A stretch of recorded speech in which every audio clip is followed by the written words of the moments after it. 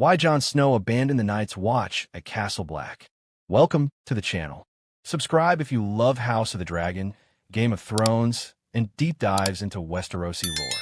Let's begin with those 4 words: Jon Snow, Lord Commander of the Night's Watch, the Bastard of Winterfell, the hero of the Wall, turned his back on the ancient brotherhood that had defined his life since his teenage years. It was a shocking moment. For centuries, the vows of the Night's Watch were considered unbreakable. No family, no land, no crowns, no glory. A man swore to serve until his death, and Jon Snow had died. But was that really the reason he left? Or was there something deeper? A combination of betrayal, loss, and destiny pulling him away from Castle Black. Today, we're going to break down the real reasons Jon Snow abandoned the Night's Watch. From his earliest days as a recruit to the night he walked away, and the chain of events that made it inevitable. The boy who chose the Wall. To understand Jon's decision, we have to go back to when he joined the Night's Watch. Jon grew up at Winterfell as the illegitimate son of Eddard Stark. While he was treated kindly by his father, Catelyn Stark's coldness toward him was a constant reminder that he was an outsider. When King Robert Baratheon came to Winterfell, Jon saw an opportunity to forge his own path. Inspired by his uncle Benjen, the first ranger, Jon decided to join the Night's Watch, imagining it as a noble brotherhood where a man could earn honor regardless of birth. But reality was harsher. The Night's Watch was no longer the order of heroes from the old stories. It was filled with criminals, exiles, and broken men. Jon's dream was already showing cracks. A life bound by oath. When Jon took his vows, he swore, "Night gathers, and now my watch begins. It shall not end until my death." That oath was absolute. The watch gave him brothers in place of family. The Wall became his home. His life, from that moment, was supposed to belong to the realm. For years, Jon lived and breathed those words.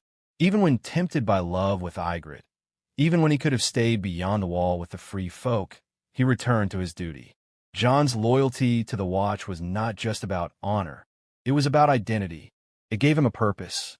That's why his eventual departure was so dramatic. Something truly extraordinary had to happen to break that bond. Jon's path to leadership came during chaos.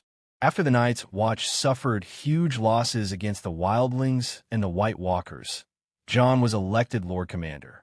But leadership brought isolation. As Lord Commander, Jon made choices that divided the Watch.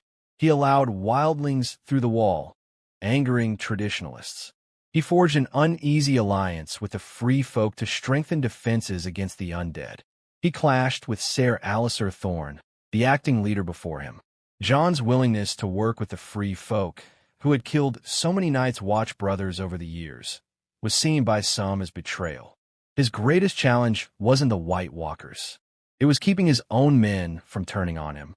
The breaking point came with the arrival of a letter from Ramsay Bolton, the Pink Letter. The message taunted Jon, claiming Ramsay had captured his sister, Sansa, and daring Jon to come to Winterfell. Jon decided to march south with the wildlings to face the Boltons, a move that many in the Watch saw as desertion. Jon believed it was his duty to protect his family. But to his enemies within the Watch, this was the final proof that he had stopped being their commander and started being a Stark. One cold night at Castle Black, a group of his own brothers, including Thorne and Ollie, the boy Jon had mentored, surrounded him. One by one, they stabbed him, each saying, "For the Watch."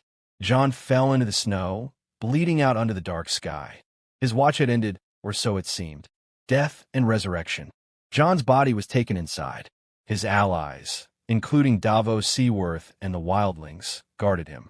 But the Night's Watch brothers who betrayed him believed the danger was over. Then came Melisandre. The Red Priestess performed a ritual, and against all odds, Jon returned to life. This was the moment everything changed. In the vows of the Night's Watch, service ends until my death. By the strictest reading, Jon had fulfilled his oath. He had died.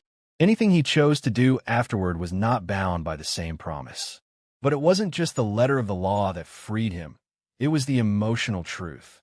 Jon had given everything to the Watch. They had killed him for it. Justice and closure. When Jon awoke, he was not the same man. Resurrection left him colder, wearier, and more detached from the life he once knew.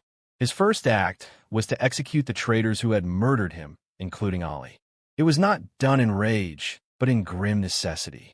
With their deaths, Jon closed the chapter of his Lord Commandership. There was nothing left for him at Castle Black.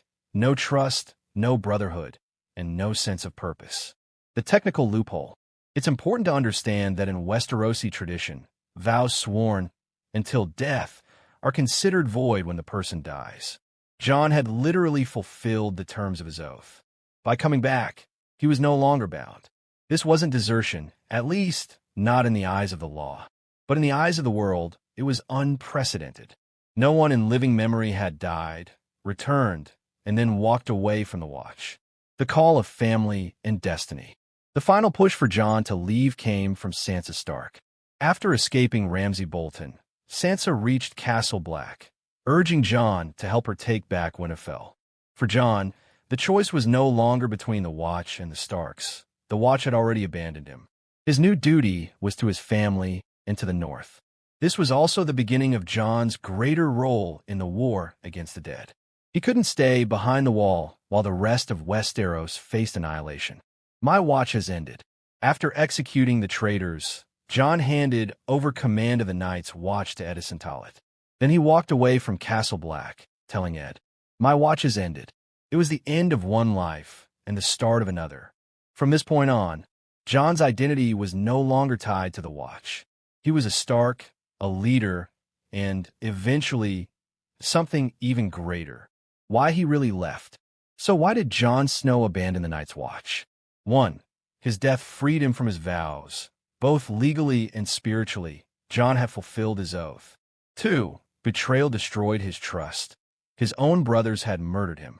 The brotherhood he swore to serve no longer Why Jon existed Snow's for him. resurrection 3. was more important A greater than you think. war awaited. In a world The where fight death for the is North permanent, and the battle betrayal against is the Night King inevitable, required and honor him is to be often a free weakness. from the Watch's One man died and restrictions. returned. 4. Welcome Family to the above channel. all. Jon Subscribe could if not you love ignore House of the Sansa's Dragon, plea to Game of reclaim Thrones, Winterfell. and deep dives Jon's into departure Westerosi marked lore. a major turning Let's point begin. in Game of When Thrones. Jon Snow was It stabbed to death symbolized by the his own crumbling brothers of the Night's old Watch in Season institutions 5 of in Game the of face Thrones, of a fans new were devastated. existential threat. But when he The returned Night's to life Watch in was Season created 6, to protect it wasn't the just realm a dramatic from the dangers twist. It beyond was a the moment wall. that reshaped But by the the time entire Jon trajectory left, of Westeros. he had realized the fight Jon needed Snow's to be resurrection bigger, wasn't and just the Watch about was fan too service. small-minded to It lead wasn't just In about leaving, defeating the Night Jon King. broke with It tradition, was about but he prophecy, also stepped faith, into his true sacrifice, role, and a brutal the shift one who in could the very unite nature the of living power and against legacy. the dead.